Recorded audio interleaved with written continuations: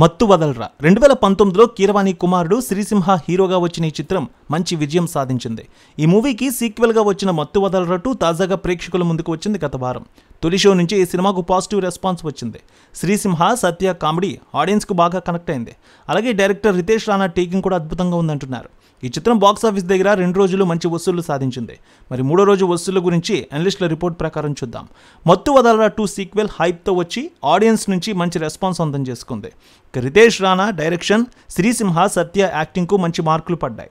ముఖ్యంగా సత్య కామెడీకి ప్రేక్షకులు విపరీతంగా కనెక్ట్ అయ్యారు. ఈ మూవీ ఓవర్సీస్లో అడ్వాన్స్ బుకింగ్స్లో దుమ్ము లేపింది. తొలి రోజు ఊహించని వసూళ్లు రాబట్టింది. తొలి రోజు సినిమా సుమారు 3 కోట్ల రూపాయల రేంజ్ వసూళ్లు సాధించింది. వరల్డ్ వైడ్గా 4 కోట్ల రూపాయల గ్రాస్ కలెక్షన్స్ రాబట్టింది. ఆఫ్లైన్ టికెట్ సేల్స్ కూడా అదిరిపోయాయనే చెప్పాలి.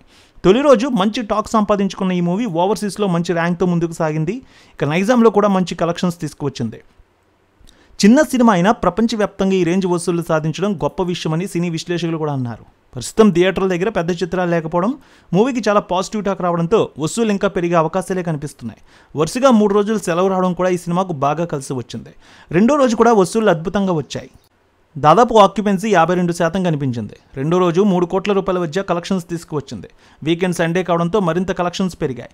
ఇక 3వ రోజు కూడా వసూళ్లు అద్భుతంగా ఉన్నాయి. దాదాపు ఆక్యుపెన్సీ 56% కనిపించింది. 3వ రోజు 2.5 కోట్ల నుంచి 2,75 లక్షల మధ్య కలెక్షన్స్ వచ్చినట్టు తెలుస్తోంది. వీకెండ్ సండే కావడంతో మరింత కలెక్షన్స్ పెరిగాయి అంటున్నారు అనలిస్టులు. ఇక స్టోరీ వైజ్ చూస్తే డెలివరీ ఏజెంట్స్ ఉద్యోగాలు పోవడంతో బాబు మోహన్, శ్రీసింహ, యేసు, సత్య ఎన్నో పాటలు పడతారు. హై ఎమర్జెన్సీ టీంలో స్పెషల్ ఏజెంట్స్గా చేరతారు. కిడ్నాప్ కేసులను ఛేదించి నిందితుల్ని పట్టుకోవడంలో ఆరితేరిపోతారు. ఈ క్రమంలో చేతివాటం ప్రదర్శిస్తూ కొద్ది మొత్తంలో డబ్బు తస్కరిస్తారు. ఎవరికి అనుమానం రాకుండా జాగ్రత్త పడతారు.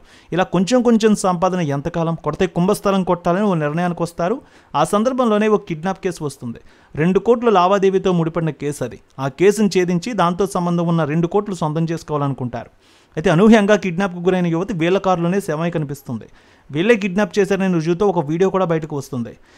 ఇంతకీ హత్య చేసింది ఎవరు? ఈ కేసు నుంచి బాబు మోహన్, యేసు బయటపడ్డారా లేదా? డబ్బు సంపాదించాలని వీళ్ళ కోరిక నెరవేరిందా?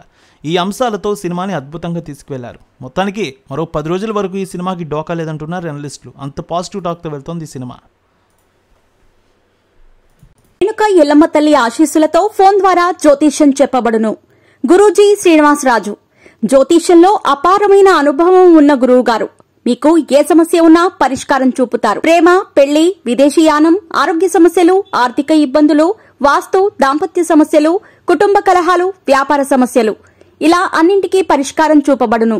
మీరు ఫోన్ ద్వారా లేదా వాట్సాప్ ద్వారా గురూజీని కాంటాక్ట్ అవ్వచ్చు. మీ డేట్ ఆఫ్ బర్త్, మీ ఫోటో బట్టి జ్యోతిష్యం చెప్పబడును. మీరు ఎక్కడెక్కడో జ్యోతిష్యం చేపించుకుని నిరాశలో ఉన్నారా? ఒకసారి ఈ గురువు గారిని సంప్రదించండి.